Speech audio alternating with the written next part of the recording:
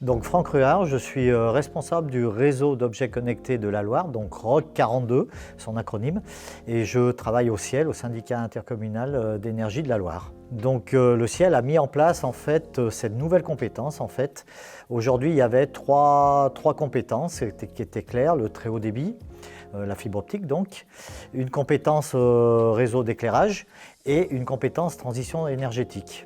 Et donc, ils ont créé une compétence ROC 42. « 323 communes, 334 passerelles.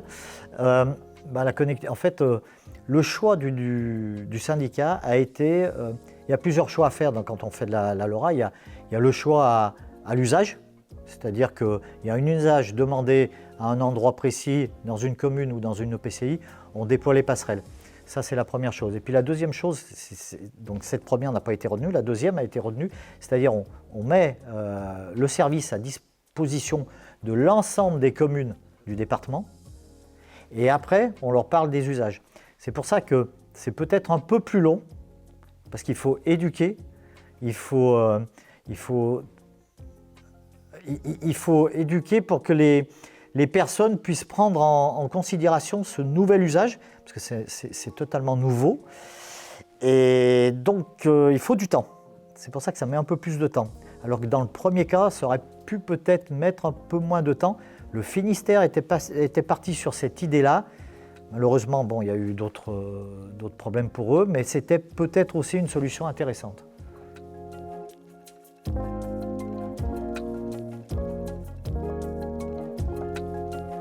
Alors, sur le territoire, on a les horloges connectées, j'en ai déjà parlé et je vous en reparle parce que ça c'est important. Ça donne vraiment de l'autonomie aux communes. Ça réduit aussi le coût de maintenance aussi pour le Ciel, donc ça c'est très intéressant. On a développé avec deux communes, Roche-la-Molière et Saint-Chamond, on a développé les parkings, on a développé les vannes thermostatiques et puis la qualité d'air bien sûr. Et ça, c'est en train de monter aussi. Et puis, il y a une ville aussi comme Montbrison qui a fait quelques parkings. Voilà, c'est les grandes choses à noter. Et puis, il y a l'eau. Et la Rouennaise de l'eau, pour ça, dispose de 70 000, 80 000 capteurs. Donc, petit à petit, ils mettent leurs capteurs sur le réseau ROC 42. On peut imaginer dans une école qu'il y a une relève le soir et que le matin, il y a une autre relève, mais il y a qui est totalement différente. On peut imaginer qu'il y a une fuite. Le tout, c'est de la rechercher. Voilà. Et puis, il y a aussi des syndicats qui commencent à venir sur le réseau des syndicats d'eau. Il y a donc Saint-Étienne Métropole avec des régies qui est là sous elle, comme l'Ondaine ou la Basse-Vallée du Gier, qui viennent sur le réseau ROC 42. Et puis, il y a un syndicat qui a signé avec nous aussi, c'est le syndicat d'irrigation de Chazelles-Vérizelles, qui justement va amener 3500 capteurs dans les 3 ans. Voilà.